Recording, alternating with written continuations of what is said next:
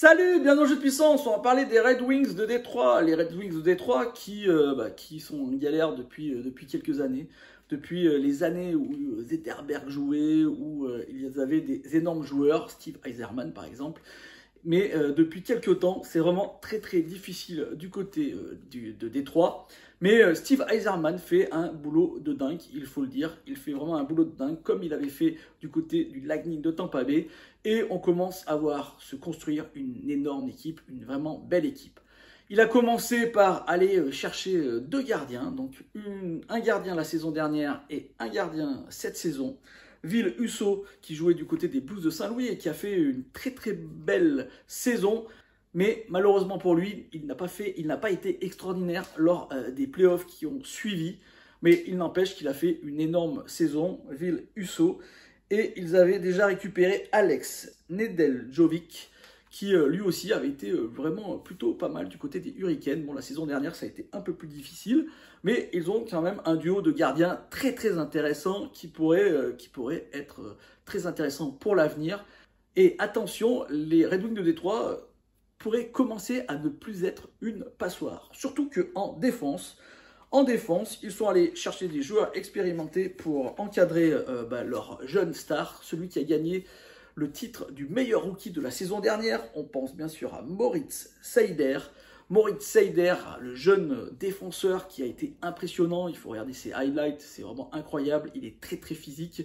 Il arrive à mettre des mises en échec alors qu'il est à l'arrêt et que c'est les autres joueurs qui veulent lui mettre des mises en échec. Donc ça, c'est vraiment incroyable. Il peut se déplacer assez rapidement et peut être assez agile de ses mains. Donc un énorme défenseur, on va en entendre beaucoup parler dans les années à venir. Et il est entouré de défenseurs un peu plus expérimentés, on va dire, même beaucoup plus expérimentés. Donc il y a des choix que je ne trouve pas pertinents à mon avis. Je pense par exemple à Olimata. Mais on est quand même allé chercher Ben Chariot. Et on verra aussi un nouveau jeune jouer, Simon Edmundson, il a 19 ans, et donc ça pourrait être encore une fois un bel équilibre entre jeunes et vétérans pour cette défense, et je suis sûr que Moritz Seider à côté de Ben Chariot pourra faire très bien. Du côté de l'attaque, là aussi il y avait un énorme jeune joueur, Lucas Raymond, qui aurait pu lui aussi gagner le titre de meilleur rookie, mais bon c'est son collègue de la même équipe qui l'a gagné, défenseur. Lucas Raymond qui a été très bon la saison dernière, il est toujours accompagné de Dylan Larkin et Tyler Bertuzzi qui sont de très bons joueurs et qui sont très bons. Et Steve Yzerman, là aussi, a fait preuve vraiment de talent pour aller chercher des joueurs pas trop chers mais qui sont bons ou très bons.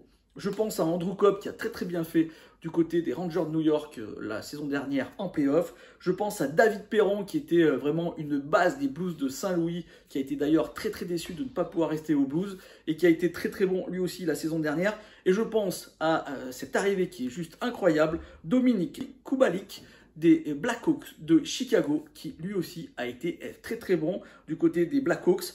Et ça va donner vraiment, avec Jakub Vrana en plus, Pius Suter, Philippe Zadina qui a re-signé pour quelques années du côté des Red Wings de Détroit, ça va donner une attaque qui pourrait être vraiment très intéressante et qui sera très intéressante à regarder jouer. Je vous conseille vraiment de regarder les Red Wings de Détroit la saison prochaine. Mes prédictions donc pour cette équipe, la saison prochaine avec cette attaque, cette défense qui s'est renforcée, ces gardiens qui commencent à être vraiment très intéressants, un nouvel entraîneur, et oui je ne vous ai pas parlé du nouvel entraîneur Derek Lalonde, et ben je pense que cette équipe commence à être apprêtée pour aller se qualifier en play-off. Effectivement, cette équipe ne va sûrement pas gagner cette division atlantique qui est très relevée. C'est peut-être le problème des Red Wings de Détroit, c'est le fait que la division atlantique est vraiment très relevée.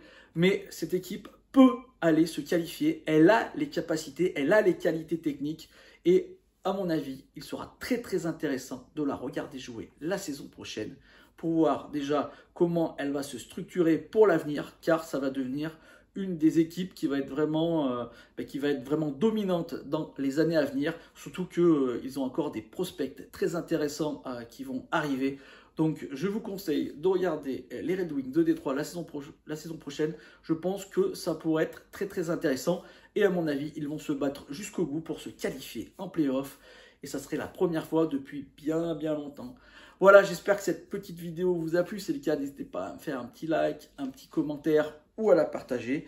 Et moi, je vous dis à bientôt. Je vous dis même à demain pour parler des Oilers d'Edmonton. Voilà, ciao!